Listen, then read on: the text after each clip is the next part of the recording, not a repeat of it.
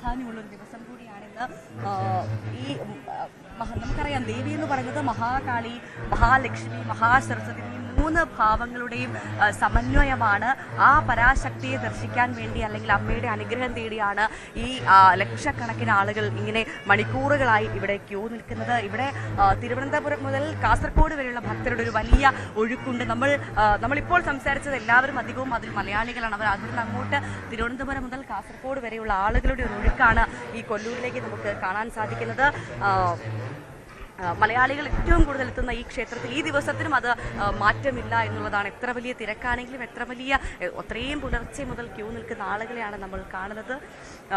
നമ്മുടെ ഈ ഹൈന്ദവ വിശ്വാസം അനുസരിച്ച് വ്രതങ്ങളിൽ ഏറ്റവും പ്രധാനപ്പെട്ട വ്രതമാണ് ഈ നവരാത്രി വ്രതമെന്ന് പറയുന്നത്. അതുകൊണ്ട് തന്നെ ധാരാളം ആളുകൾ ദേവീ ദർശനത്തിനായിട്ട് ഇങ്ങോട്ടേക്ക് എത്തുകയാണ്. ഈ കുഞ്ഞുങ്ങളെ ഹരിശ്രീ കുറിക്കാൻ എത്തുന്നതോടൊപ്പം ദേവിയെ ഒന്ന് ദർശിക്കുക എന്നുള്ളൊരു സന്തോഷം കൂടിയാണ് എല്ലാവർക്കും ഉള്ളത്. അതുകൊണ്ട് തന്നെയാണ് ഈ പുണ്യനാളുകളിൽ ഇങ്ങനെ വലിയ തിരക്കാണെങ്കിൽ പോലും ആളുകൾ ഇങ്ങോട്ടേക്ക് എത്തുന്നത്. ഈ പ്രത്യേകിച്ച് ഇവിടെ വരിക എന്ന് പറയുന്നത് ഒരു മഹാഭാഗ്യമായി കരുതുന്ന ആളുകളെയാണ്. ഇത്തവണ ഒരു പ്രത്യേകതയുണ്ട്. ഇത്തവണ 10 ദിവസമാണ്. കാരണം ഈ നവമി നാളുകൾ എന്ന് പറഞ്ഞാൽ 9 ദിവസമാണ്. ഇത്തവണ 10 ദിവസമാണ് നവമി നാളുകൾ എന്ന് പറയുന്നത്. അതിൽ നാളെ വളരെ പ്രധാനപ്പെട്ട എഴുത്തിനെഴുത്ത് ചടങ്ങ് നടക്കുന്ന അതിനും ഭൂതപൂർവമായ തിരക്കാണ് മൂകാംബികയിൽ. രാവിലെ 3 മണിക്ക് ആരംഭിച്ചാൽ 12:30 വരെയാണ് ഇന്നത്തെ ചടങ്ങുകൾ നിശ്ചയിച്ചിരിക്കുന്നത്. അത്തരത്തിലാണ് നമുക്ക് എന്തായാലും ആളുകളിലേക്കൊക്കെ ഒന്ന് പോവാം. ഇങ്ങനെ ക്യൂ നിൽക്കുന്ന ആളുകളാണ്. അവിടെ ഓരോ ചടങ്ങുകളൊക്കെ നടക്കുന്നുണ്ട്. നമുക്കിത് ആളുകളിലേക്ക് പോകാമെന്ന് തോന്നുന്നു. അമ്മ എവിടുന്നാ വരുന്നേ?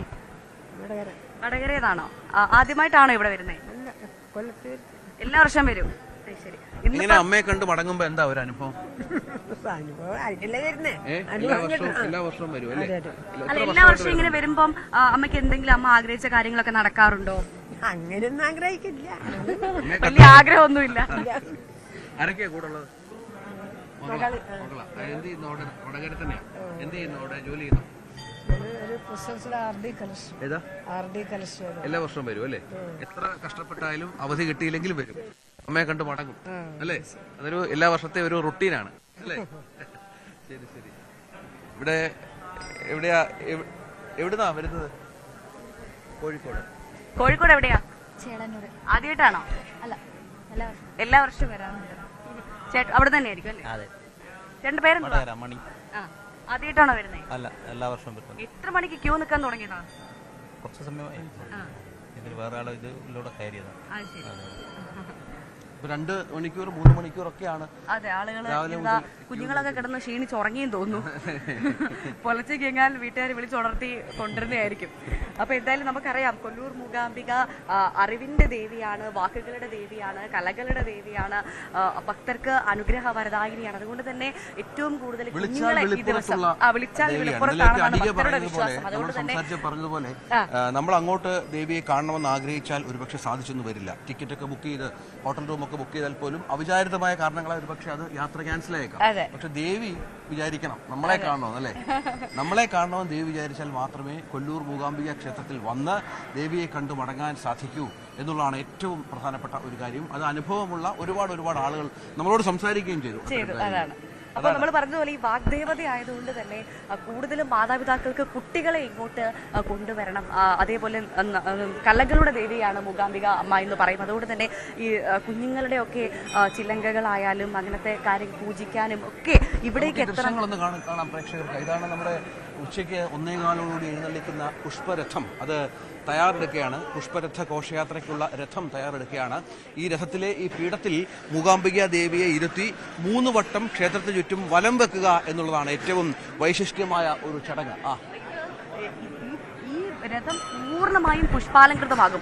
അത് വളരെ പെട്ടെന്നാണ് എന്നുള്ളതാണ് അത് ഏറ്റവും വലിയ പ്രത്യേകത. വളരെ പെട്ടെന്ന് ഇവർക്ക് നമ്മൾ ഈ കാണുന്നത് ഇനിയിപ്പോൾ നമ്മൾ തിരിച്ചിങ്ങോട്ട് വരുമ്പോഴത്തേക്ക് ഇത് പൂർണ്ണമായും പുഷ്പ അലങ്കൃതമായിരിക്കും. നമ്മളെ ഓരോരുത്തരെ കൈ കാണിച്ച് ചിരിക്കും നോക്കിയിട്ട് അവരുടെ അടുത്തേക്കൊക്കെ ഒന്ന് പോവാ അല്ലേ?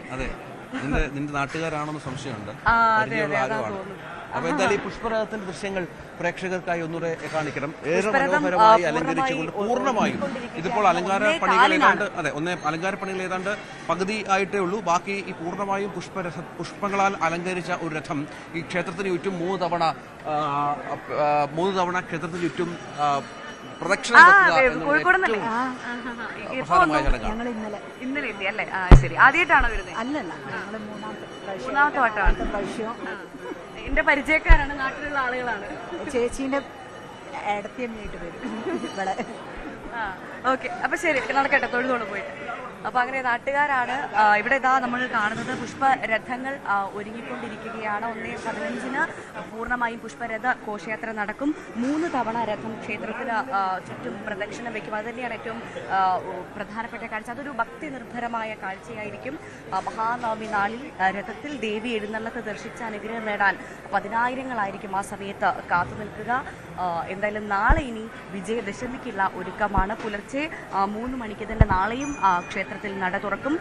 വൈകിട്ട് വിജയരഥോത്സവത്തോടു കൂടിയാണ് പൂർണ്ണമായും ഈ മഹാനവമി വിജയദശമി ചടങ്ങുകൾ പൂർണ്ണമാകും. പുഷ്പരഥത്തിന്റെ ഭംഗി കണ്ടിട്ട് അങ്ങോട്ട് നമുക്ക് കണ്ണെടുക്കാൻ തോന്നുന്നത്. നോക്കൂ, എത്ര മനോഹരമായ ഒരു രഥമാണ്.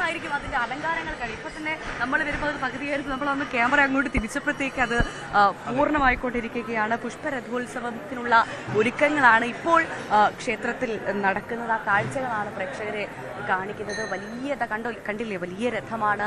ഈ രഥത്തിന്റെ നടുക്കാണ് മൂകാംബിക ദേവി. ആ പീഠത്തിലാണ് മൂകാംബിക ദേവി ഇരുത്തുക. അതിനുശേഷമാണ് 3 വട്ടം ഇങ്ങനെ പ്രദക്ഷിണം വയ്ക്കുക. ആ സമയത്തായിരിക്കും ഇവിടെ ആളുകളെ കൊണ്ട് നിറയുക എന്നുള്ള കാര്യത്തിൽ സംശയമില്ല. അത്രമാത്രം വലിയ തിരക്കാണ് ഇവിടെ കാണാൻ സാധിക്കുന്നത്.